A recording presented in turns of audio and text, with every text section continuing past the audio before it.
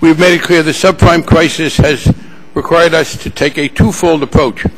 On Tuesday, this committee will be marking up legislation that will, we hope, if enacted, diminish the likelihood of a crisis such as this recurring.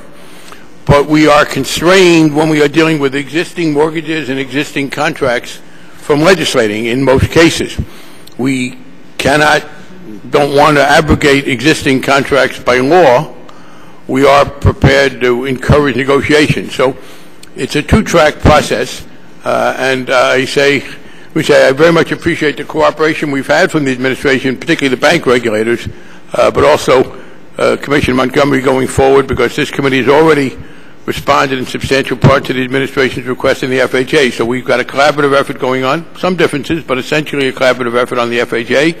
And the bank regulators, the FDIC, the OCC, OTS, the Credit Union Administration, and the Fed have been cooperative in working with us in drafting legislation. Again, we won't have 100% agreement, but we are within, I think, a generally agreed upon framework. So that's one part of it. The other part is the ongoing effort we've had to try to persuade people to do modifications of existing contracts, although there has also been some legislative cooperation.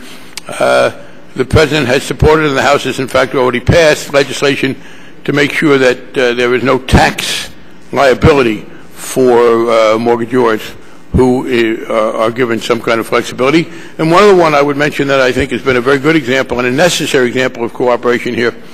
Members of this committee wrote to the Securities and Exchange Commission earlier this year and asked them to intervene with the Financial Accounting Standards Board to encourage them to make it clear to the servicers that if the services of mortgages in the secondary market could demonstrate that it was in the interest of the holders of the paper to do a workout, namely that it would be better for them from the economic standpoint not to foreclose, but in fact to do some reworking so there'd be a steady income stream, that they could do that. And we got the permission of the Financial Accounting Standards Board was responsive.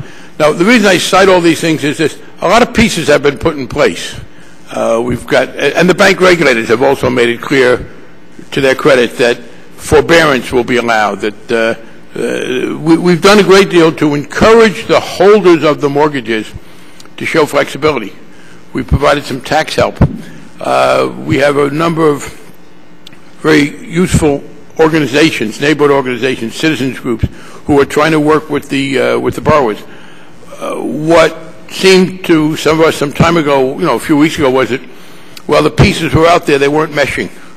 That we had put a number of individual policies in place, but we needed to overcome the inertia of everybody in their separate sphere. A lot of efforts like that have been going on. One was this Hope Now that the administration has proposed, and we thought it would be very useful to get a report on that. And we have two panels.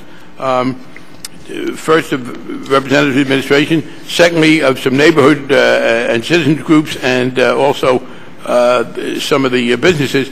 One of the things we do want to make clear: we are not talking about legislation that compels anybody to do anything. We also, and I always want to repeat this, we are not talking about any kind of bailout in the sense of public money. No public money is going to go either to mortgagors or mortgagees. No public money is going to go to pay off people in terms of the loan. Public money is useful for helping to make sure that the advocates are available, that we can reach out. Secondly, I want to again deal with those who claim that there is some moral hazard involved here. Namely that we are going to be so effective in alleviating problems that a number of people will say, boy, that was fun, let's do it again. As anybody involved in this knows, that is not remotely true. We are mitigating pain, we hope. We are diminishing terrible consequences. Nothing we are doing, if we are 100% successful, is going to make anybody on either side of this transaction, I believe, want to go through it again.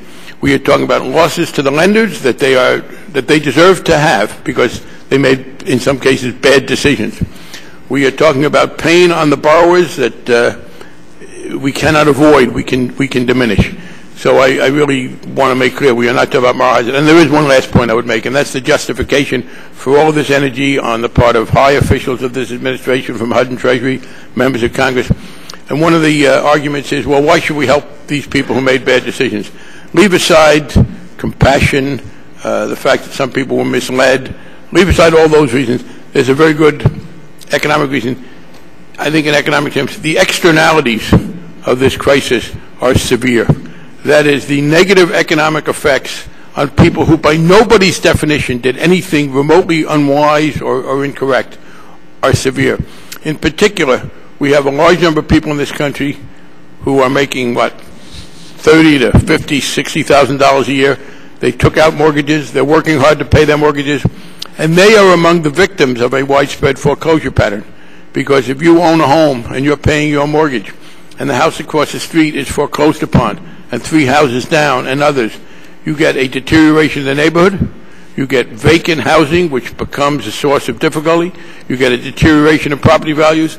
So there is an excellent public policy reason for us trying both to alleviate this crisis now and to make it less likely in the future. Are there further opening statements from my colleagues? The gentleman from Texas.